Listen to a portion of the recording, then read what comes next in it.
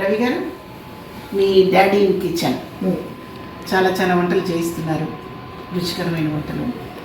ఇది కష్టమైన వంట ఏం కాదు, ఇది కూడా నిమ్మకాయ పులిహోర. అంటే ఎవరైనా గెస్ట్ వచ్చాడు, చాలా టైం పట్టకుండా చక్కగా ఒక 10 నిమ్మకాయలు ఉన్నాయనుకోండి, హాయిగా అన్నం వండేసుకొని చేసేసుకోవచ్చు. దీనికి కావాల్సినవి ఏంటి చూద్దాం. తాలింపు గింజలు, ఆవాలు, జీలకర్ర, మినపప్పు, శనగపప్పు, ఎండుమిర్చి, పచ్చిమిర్చి, పసుపు, కరివేపాకు, ఉప్పు, ఆయిల్, జీడిపప్పు, పల్లీలు. ఓకే, ఇప్పుడు ఈ వండిన అన్నాన్ని తీసి దీనిలో వేస్తున్నాను. ఓకే, తీస్తాను. చీకాతుంది రవి గారు. ఇప్పుడు ఇందులో మనం కలుపుకోవాల్సిన విధానం, పసుపు ఇలా వేసేసుకోవాలి అన్నంలో, వేడి వేడి అన్నంలో ఇలా పసుపు వేసేసుకుందాం. కొద్దిగా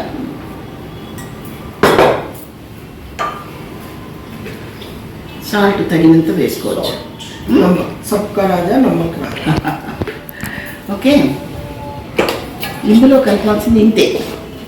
ఇది పసుపు, నిమ్మకాయ, కొంచెం నిమ్మకాయ కాదు, పసుపు, ఉప్పు, నూనె కొద్దిగా, వేడి వేడి అన్నంలోనే కలిపి. ఇప్పుడు ఇది నిమ్మరసం. నిమ్మరసాన్ని ఇలా పోసేస్తే చక్కగా ఆ వేడి అన్నానికి అలా పట్టుకుంటుంది అన్నమాట. ఇది నిమ్మరసం. ఓకే, ఇలా కలుపుకున్న తర్వాత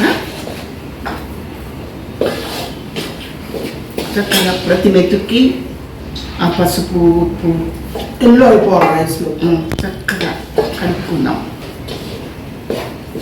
ఇలా కలుపుకున్నాం కదా, మనం బండి వెలిగించుకున్నాం కదా, దీంట్లో ఆయిల్ వేసుకుందాం. తాలింపు అన్ని తాలింపులు వేసేసి దాంట్లో కలిపేస్తాం. ఇదిగోండి ఆయిల్.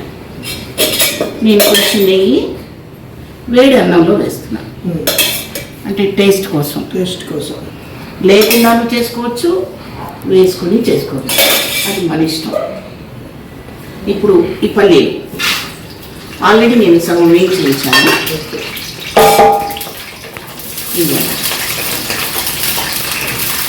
పులిహోర ఇలా జీడిపప్పు,